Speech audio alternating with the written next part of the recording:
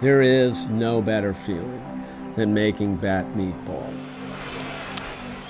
When I walk up to the park, the first thing that gets me is the majesty of a ballpark. And there are some parks that I remembered for their smells that weren't so great, but I knew I was there by that smell. Hot dogs grilling on a grill, fresh beer being poured. The sound of a ball hitting a glove, they're stimuli for me that create joy.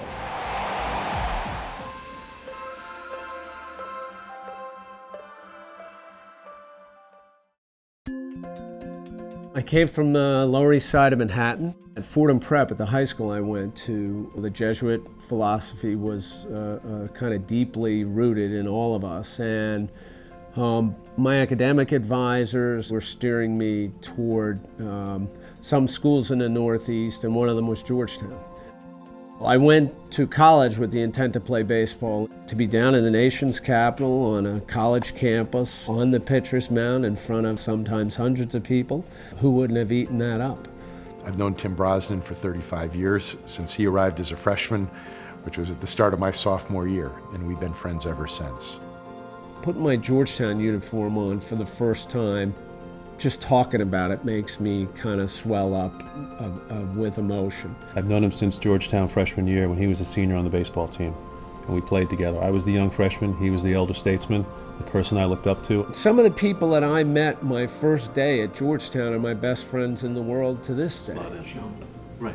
I always wanted to pursue a law degree. I'm a New York City kid at my core, so I wanted to get back to New York, and I went to Fordham Law School. He was on the tried and true path in law, following Georgetown, to go out and be successful in a legal context. The truth is, when I got there and actually saw what it offered, I just decided it was not what I wanted to do. My ambitions were to work in baseball.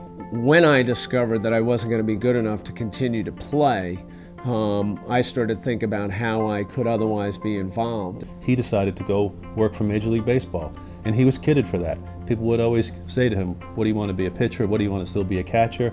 You want to try and roll back the clock? I had heard the expression keeping it green, meaning keeping a thought fresh in your head. So I kept a green file on my desk for many years of the solicitation letters that I sent to baseball and sports organizations and the rejections that I got in return, just to remind me how fortunate I was to be sitting at that desk in that chair.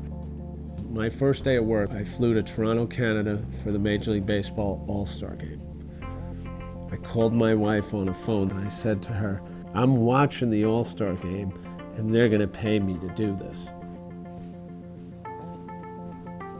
I don't think I've had more than a handful of days when I didn't pull the covers off, get up and say, I'm going to work today. The beauty of Tim Brosnan is he can bridge that dichotomy between the purity of the game as America's pastime and the realities of modern day sports and media and what's going on in that industry. We've had a meteoric growth as a sport in revenue, marketing. Tim has been at the center of all that. The MLB network has been one of Tim's really proud accomplishments.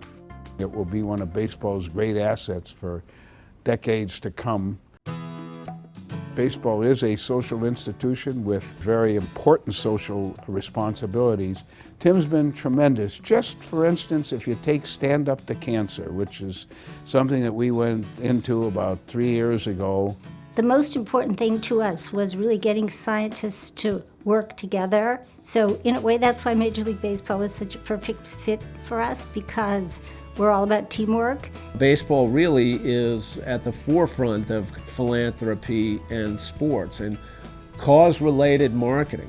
It was clear that Tim was the one that when you wanted something done, if he got on board, then you knew things were going to go smoothly. He's just been hugely supportive of us and very engaged, in every endeavor we've done at the All-Star game, and we did a live commercial at the World Series, and he and I raced to the truck to see the commercial go live, and he was, I think, as excited as I was. When you watch the work that Tim and Major League Baseball have done in trying to bring baseball back into the lives of youth in our inner cities, is in the very best of our tradition.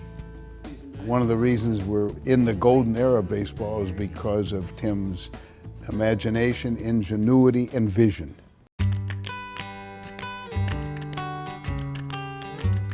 I've been a supporter of the baseball team for a long, long time. When we look at our alumni base, we feel that they can give one of three things. Either they can give their time, they can give their talent, or they can give their treasure. Tim is one of the very few alums that gives all three. He's been so kind as to bring us into the MLB Network studios. We went up there and I surprised the kids last year on our way up to St. John's. I brought them out to the network. We spent a day together. I told them the other night, I feel like I'm one of their teammates. For those of you who don't know, there's a new field in the planning. And I know he's going to be one of the leaders in that initiative, and it's the critical initiative for our program to move forward and to give us that edge to compete in the Big East without being fully funded. It's a way of leaving a legacy at Georgetown. It's a way of affecting student athletes for 30 years. And knowing that we have someone like Tim Brosnan that we can rely on for advice and counsel has just been invaluable. Baseball's a thread that runs through my life. Georgetown's a very important part of my life. Why wouldn't I continue to try to stay connected? Georgetown is part of the fabric of our family's life, always has been. It's a place that I took my kids back to as soon as they were able to recognize what it is. Following the basketball team is one of my son's passions. Georgetown's just been a magnet for us, and the Georgetown community in New York's been a magnet for us for as long as I can remember. Tim really can't root, right? He can root for the game, but he can't root for the teams. The beauty of tonight for us with the Wall Street Alliance is Tim gets to show favoritism. He gets to show it for Georgetown, which he has continued to show over the years, but in a really powerful way this evening. This is an opportunity for us to acknowledge one of our graduates whose career serves as an example of the very best of Georgetown. It's humbling. What's more humbling is the opportunity to raise money for a scholarship fund. To the extent that the Wall Street Alliance Scholarship Fund would help one kid like me, one kid, it's a humbling thought. And if we achieve that tonight, I'm a winner.